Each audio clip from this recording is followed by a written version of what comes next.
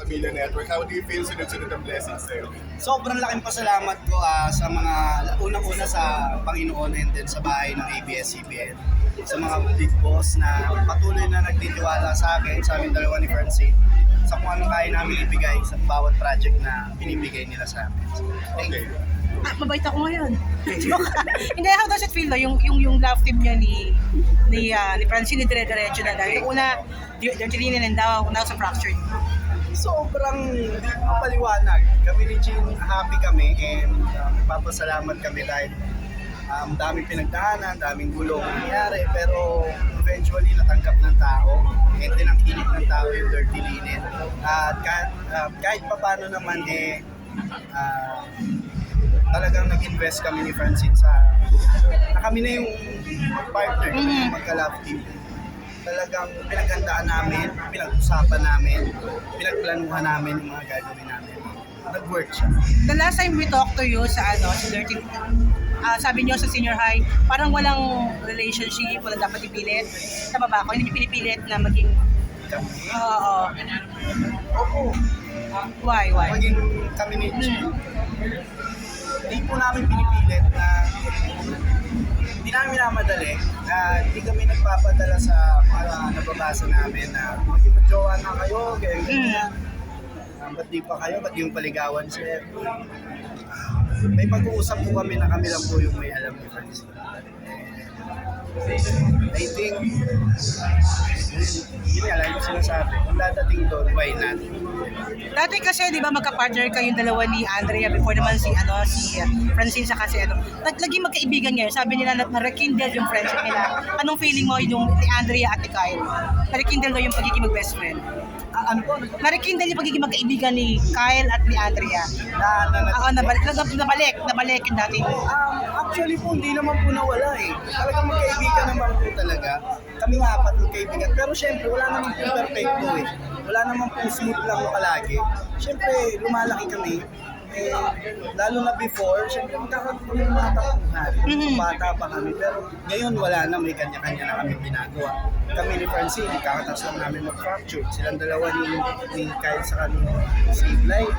Ngayon, ongoing yung senior high, which is, dati nagsimula kami sa Gold Squad, sa Kadena Ginto. Ngayon, kahit pa paano, may blessings kaming apat na natatanggap. So ako happy ako sa kanilang tatlo, sa kay Francine, kay Kyle, kay Blythe, na patuloy pa rin tinutupad kung ano yung mga napag-usapan namin before ng mga dreams na.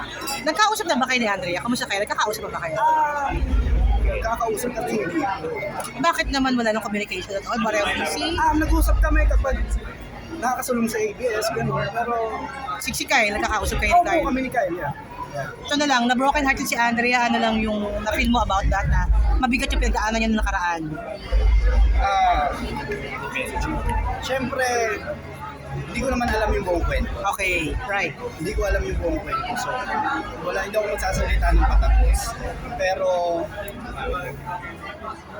sana mahanap niya yung lalaki talaga magpapasaya para sa akin. Nalungkot ka for her?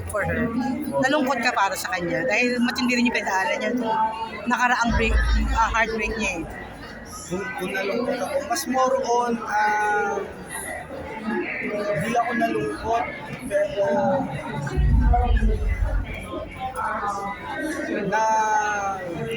paano ko ba sasabihin? Hindi ako nalungkot eh, mas parang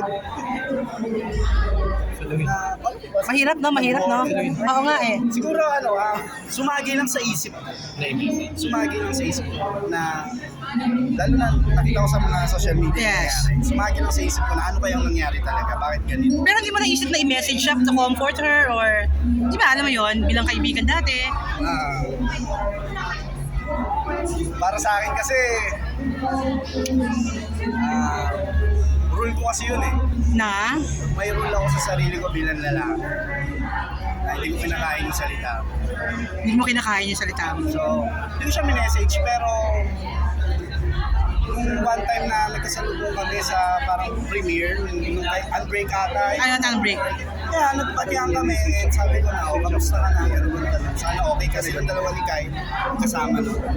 Yun po. Pag nagkakatagpo kami sa ABS, full squad pa rin naman po. Okay. Pero Seth, are you happy na parang love din na uli sila ni Kyle? Opo, support ako sa Kyle Drea. Sila naman talaga bago magka-set Drea. Kyle Drea po ang nandyan. Yun nga, happy ako na sila ang nagka-pair, di ba? Kaysa ibang mga partner ni Kyle, ibang mga partner ni Blight. Mas better na silang dalawa. Parang rego doon, ano? Tama ba? Okay. Thank you, Seth. Hindi ako nakahabol kasi ganun. I feel blessed and I feel touched by heaven. Wow! Wow naman, touch by heaven ka dyan. Ngayon po, sobrang saya ko kay Francine. Content. Ano bang real score niyo? Ano po? Real score. 99 points. Ay, 99 points na kayo? 99 points na kayo? Ano ba 99 points na? 99 points. Last kaloka tong lalaking to. complete lang po na sentence. Sana ngayong Pasko ay... Ala. Kung mahal ang lahat ng Pilipino.